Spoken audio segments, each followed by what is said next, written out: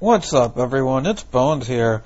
In today's video, I'll be showcasing another deck concept that we saw previously on TB Grinder's channel, except at the time I think it was a 40 card build that we saw. And it's funny because a few hours before that video came out, I had been testing something similar.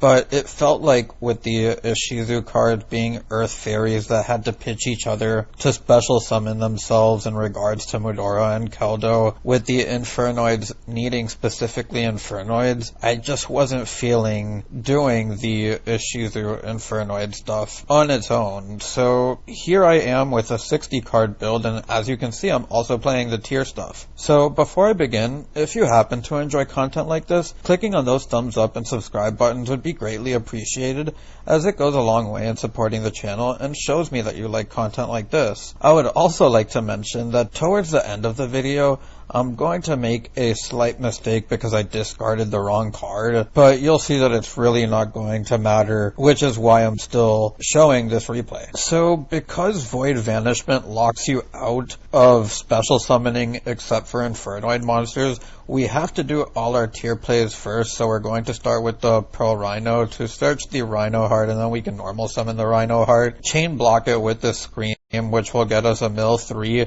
along with the Rhino Heart effect, and I'm going to use the Sharon Chainlink 1, the Scream Chainlink 2, and I'm actually going to use the Kelbeck's effect for the video. In a real game, if you don't feel like you want to, it's perfectly understandable unless you know the matchup, but for this example I will, and I'm going to mill 5 here as we don't hit anything at all, and we're going to search the Crime off of the Scream. Then we'll fuse into the Kit Kalos here, and our Kit Kalos will then search us a Solic. From here we're going to use the Kit Kalos effect, special summoning the Merly from hand, and then using the Kit Kalos as Chainlink 1, Merly as Chainlink 2, we're going to mill 5 here as we hit a Havness, a couple of Infernoid names, and we even hit a couple of Mudoras. So now we can go into the Rule Kalos, link away into the Sprite Elf, and instead of using the Sprite Elf effect, which you can, and then special summon back an Infernoid if you milled enough names to do so,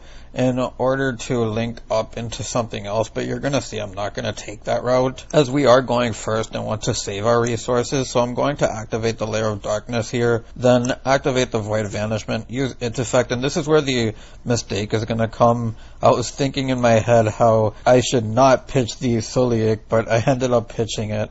And I'm going to search for the Void Feast, set the Feast and what should be the Solic, because as you see we don't have a monster in hand to actually use the Crime, which is why I say that it should be the Solic. And from here we're going to switch over to our opponent's turn, and I'm going to shotgun the Void Feast for the replay, sending away the Vanishment here. Then because we milled 2 Decatrons, we'll get ourselves a Petrulia, a Decatron, and a Harmadic. What this will do is give us the Rule Kalos, we'll have the Sprite Elf protecting 1 or even potentially 2 Decatrons, and then you should also have an Infernoid name to be able to tribute off an opponent's monster to get the Banish effect as disruptions for your opponent's turn. You'll also have the Solic here, and from here we can now use the Scream and the Decatron.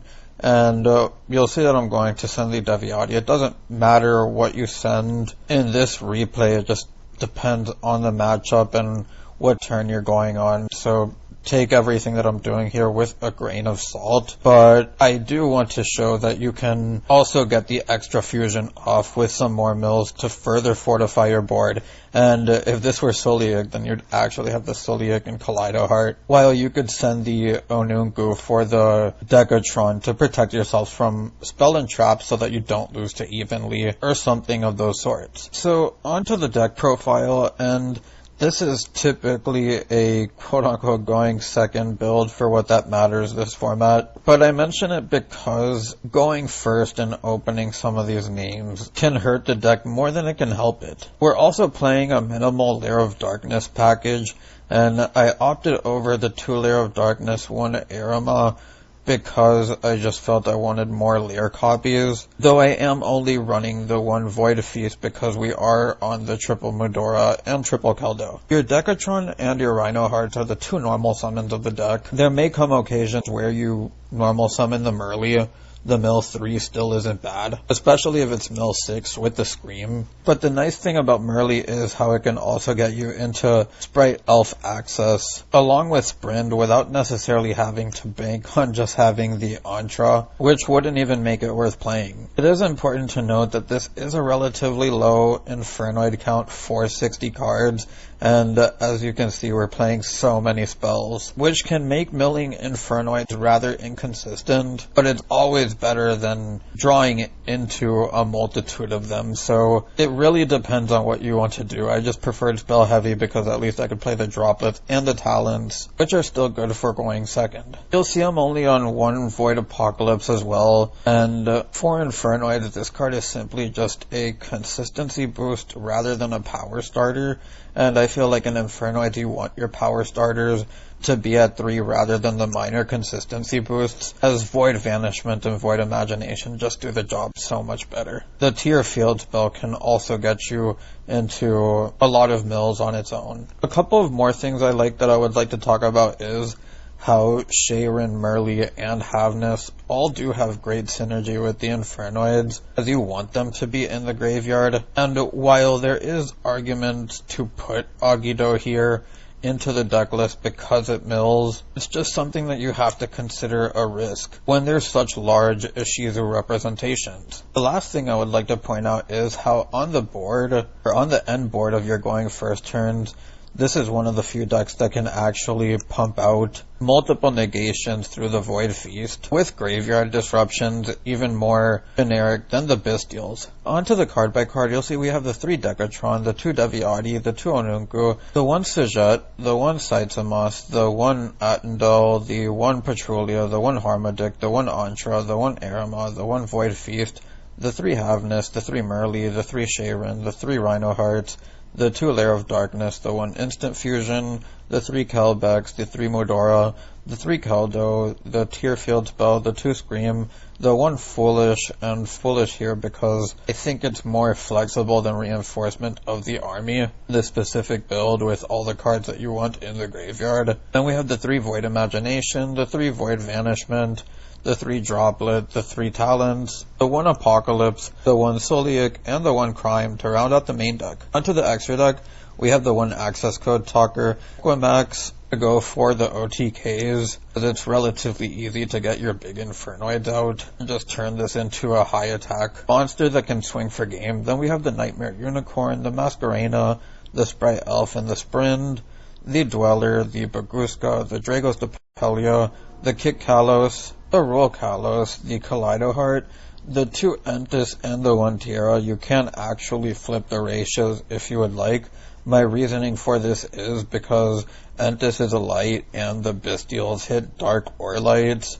With Tiara being a fire, you can manipulate your graveyard better with Mudora and Keldo to put whatever you need back. I understand if you would prefer to do it the other way around, or even just invest more space into Tiara by cutting out something like the Baguska. And onto the options here, I have Boral Sword for more OTK potential, the Borreload for the Avramax plays, Appaloosa, which can help fortify your going first board. As you see, we don't have any link mods that are great at that besides the Mask and the Elf. Then we have the BLS, which play a lot of high levels through the Infernoid, so this is relatively easy to make as well. And it's something that you can play instead of the Avramax if it makes you feel safer. And then as for side deck options, I would recommend just blowout cards. Lair of Darkness turns everything into dark, so it turns Super Poly into kind of a double-edged sword, where it can basically board wipe you, but you can also board wipe your opponent. That's pretty much all there is to say about the deck. Anyways, if you made it this far into the video, thank you for watching and I hope you enjoyed. If you have any suggestions, feel free to leave them down below. It's Bones, signing out.